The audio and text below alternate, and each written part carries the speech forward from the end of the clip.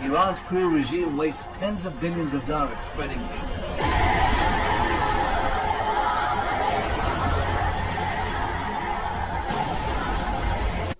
বিমান হামলা চালিয়ে ইরানি সেনাদের হত্যা করে যেন উল্টো বিপাকে পড়েছে অবৈধ রাষ্ট্র ইসরায়েল। এজন্য সাপের লেজে পা দেওয়ার অবস্থা। ইরানের পাল্টা হামলার ভয়ে কি রেখে কি করবে তাই যেন ভেবে কুল পাচ্ছে না ইহুদি দেশটি। কখন কোথায় আক্রমণ করবে ইরানি সেনারা তা না জানলেও হামলার ভয়ে একের পর এক পদক্ষেপ নিতে বাধ্য হচ্ছে তারা। বেশ অনেকগুলো দেশে নিজেদের দূতাবাস বন্ধ, বিমান ঘাঁটি থেকে বিমান সরিয়ে নেওয়া, বিভিন্ন গুরুত্বপূর্ণ ও স্পর্শকাতর স্থানে নিরাপত্তা বৃদ্ধি, রিজার্ভ সেনা তলব সহ নিচ্ছে বিভিন্ন পদক্ষেপ। অবস্থা এমন যেন ইরানের আক্রমণের অপেক্ষার প্রহর গুনছে ইহুদিরা আর ভাবছে কখন ইরান হামলা চালাবে আর এই উত্তেজনা শেষ হবে এবং নিজেদের প্রায়শ্চিত্ত করবে। ইসরায়েলি হামলায় আইআরজিসি সেনা অফিসাররা নিহতের পর ইরানের সর্বোচ্চ নেতা আয়াতুল্লাহ আলী খামেনি বলেন, কূটনৈতিক মিশনে প্রকাশ্যে এ হামলার জন্য ইসরায়েলকে অনুশোচনা করিয়ে ছাড়বে তেহরান। ইরানের আধা সরকারি মেহের নিউজ এজেন্সির খবর অনুযায়ী সম্ভাব্য এ হামলার পূর্ব সতর্কতা হিসেবে তেল আবিবে আশ্রয় কেন্দ্রগুলো আবার খুলে দেওয়ার বিষয় বিবেচনা করছে ইসরায়েলি সামরিক বাহিনী। ইসরায়েলি হিব্রু ভাষার কয়েকটি পত্রিকা খবর দিয়েছে, ইরানের প্রতিশোধমূলক হামলার ভয়ে ইসরায়েল বিশ্বের বিভিন্ন দেশে নিযুক্ত তার রাষ্ট্রদূতদের সরিয়ে নেওয়ার পাশাপাশি দূতাবাসগুলো খালি করে ফেলেছে। এসব গণমাধ্যম জানিয়েছে, সিরিয়ার রাজধানী দামেস্কে ইরানের কূটনৈতিক মিশনে ইসরায়েলি বিমান হামলার পর তেহরান হামলার প্রতিশোধ নেওয়ার হুমকি দেয়। তেহরানের সম্ভাব্য হামলার ভয়ে তেল আবিব এ ব্যবস্থা নিয়েছে। এরই মধ্যে কমপক্ষে 28টি দূতাবাস বা কনসুলেট অস্থায়ীভাবে বন্ধ ঘোষণা করা হয়েছে। হিব্রু দৈনিক ইয়াদিয়ত আহরোনথের বরাতে পার্সটুরে জানায়, ইসরায়েল যেসব দেশে তার দূতাবাসগুলো খালি করে ফেলেছে সেসব দেশের মধ্যে বাহরাইন, মিশর, জর্দান, মরক্কো ও তুরস্কও রয়েছে। ইসরায়েলি সাংবাদিক ও সামরিক ভাষ্যকার ইতালি ব্লুমেন্টাল এক এক্সপোস্টে লিখেছেন, ইরানি প্রতিক্রিয়ার কথা বিবেচনা করে বিশ্বব্যাপী আমাদের দূতাবাসগুলোতে সর্বোচ্চ সতর্কতা জারি করা হয়েছে। তিনি আরো বলেন, ইসরায়েলি গোয়েন্দা সংস্থা শিন বেত ও পররাষ্ট্র মন্ত্রণালয়ের সিদ্ধান্ত অনুযায়ী বেশ কয়েকটি দেশে আমাদের কূটনৈতিক মিশনগুলো খালি করে ফেলা হয়েছে। কিছু মিশনের কার্যক্রম অন্যত্র সরিয়ে নেওয়া হয়েছে এবং এই মুহূর্তে এসব মিশনকে কোনো অনুষ্ঠান পালন থেকে বিরত থাকতে বলা হয়েছে। এদিকে হামলার ভয়ে ইসরায়েল তার বিমান ঘাঁটি থেকে বিমানগুলো গোপন স্থানে সরিয়ে নিচ্ছে এমন খবরও শোনা যাচ্ছে। ইরান একই সাথে ব্যালিস্টিক ক্ষেপণাস্ত্র, ক্রুজ ক্ষেপণাস্ত্র ও ড্রোন দিয়ে হামলা করবে এবং সমন্বিত হামলায় যোগ দেবে হিজবুল্লাহ, হুথি, ইরাক ও সিরিয়ার গেরিলা সংগঠনগুলো। ইতিমধ্যে ইরানের হাইওয়ে দিয়ে ব্যালিস্টিক ক্ষেপণাস্ত্র চলাচলের ভিডিও দেখা গেছে সোশ্যাল মিডিয়ায়। ইরান ইসরায়েলে সরাসরি হামলা করলে ইসরায়েলও সরাসরি ইরানে হামলা করবে এমন সম্ভাবনা প্রবল, কিন্তু সেই ঝুঁকি নিয়ে যখন হামলা করবে তখন ভালো মতোই হামলা করবে বলে মনে হচ্ছে। কারণ সিরিয়ার এই পর্যন্ত নিয়মিত ইসরায়েলি হামলায় ডজন ডজন উচ্চপদস্থ ইরানি সেনা কর্মকর্তা নিহত হয়েছে। সাধারণ সৈন্য কয়শো বা কয় হাজার নিহত হয়েছে হিসাব নেই, কিন্তু এম্বাসি বা কূটনৈতিক স্থাপনায় হামলা ছিল সবচেয়ে বড় সীমালঙ্ঘন। শোনা যাচ্ছে ইরানের সামরিক বাহিনী এবং অভ্যন্তরীণ বিশ্লেষকদের মধ্যে একটা চাপা ক্ষোভ দেখা গেছে।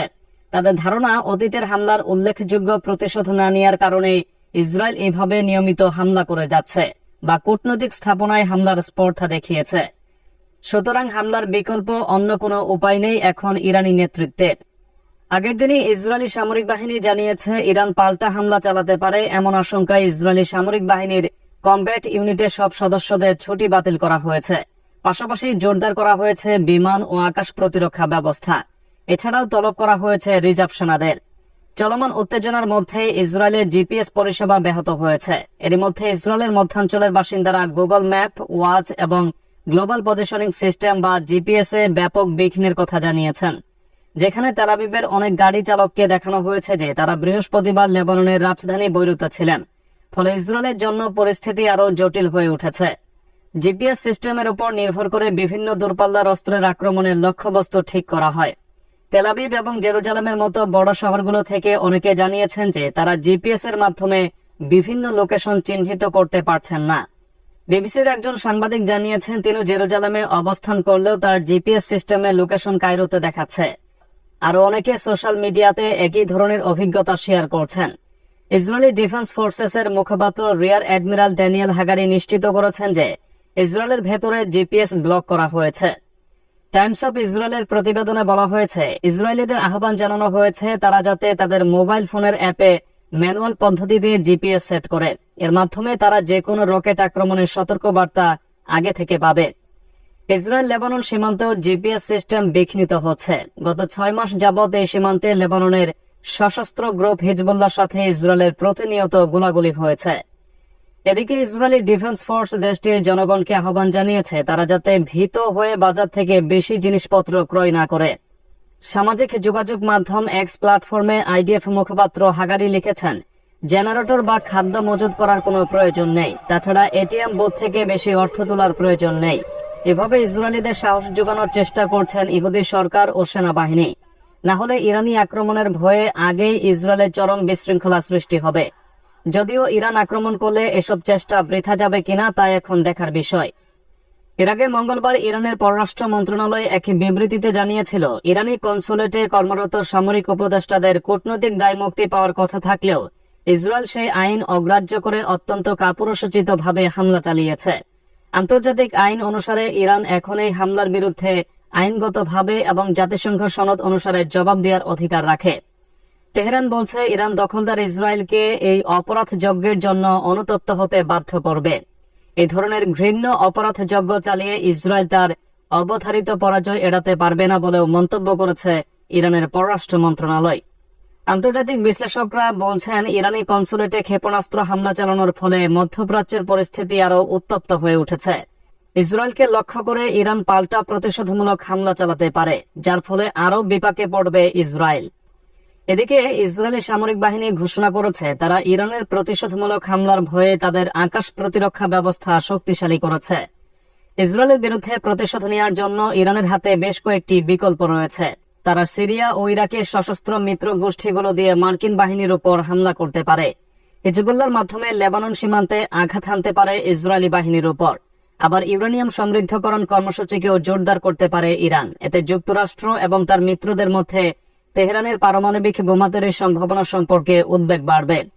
কিন্তু অনেক কূটনীতিক এবং নিরাপত্তা বিশ্লেষক বলেছেন, যুক্তরাষ্ট্রের সঙ্গে সর্বাত্মক যুদ্ধে জড়াতে চায় না ইরানের প্রভাবশালীরা।